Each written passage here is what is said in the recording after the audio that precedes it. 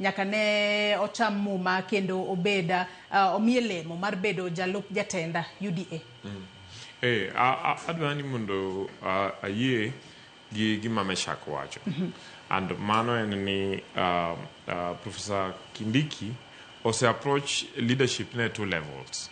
One en ni kaka jatend UDA.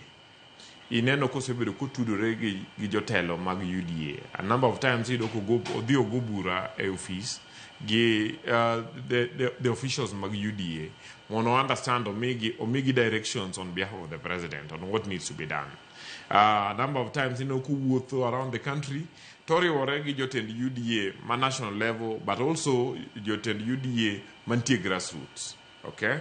Now, but apart from that, we must also understand that unlike Deputy President Manchogol, Rigathi Gachagua, Professor Kithure Kindiki also project role mar being the deputy mar the father of the nation. And therefore, in a image, ki new pitchni mag Rigathi Gachagua, so you would rarely find ni pitchni ge utingo jo UDA kende.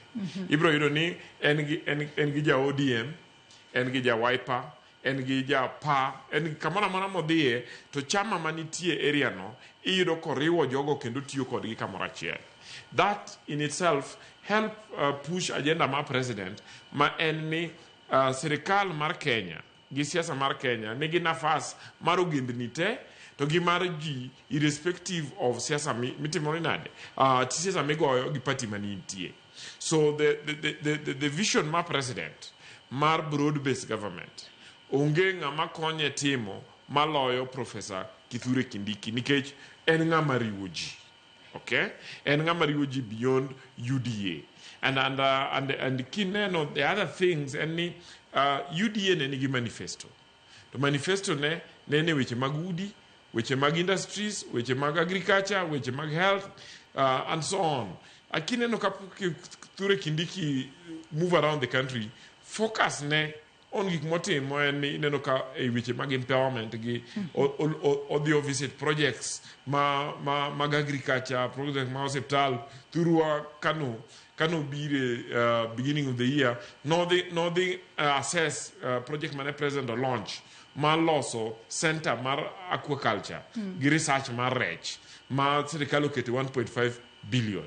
Ki chaki neno kodi somewhere in Nyanza ibro neno kodi inspect ndara or the inspect factory or the inspect gik mitimo agricultural areas. So in doing that, o champion manifesto the policies mag UDA. Okay? So, but at the same time, oko interfere the TJ officials mag chama. Unlike Deputy President Manyi Wagolo, every other time, rather than where your chama morotem gik moko, tino koti interfere kedo from office o chiwo directions and o chiwo orders. Magik madino team gi Secretary General, gik madino team gi chairman ma chama, kada gik madino team gi local officials mag chama. So I believe Rigathi Gachagua has performed very well as deputy party leader. Kithure Kindiki has performed. Erokamana janam ningeno siepna. Kode ni na kwa ni ndalo moko wena. Kithure Kindiki to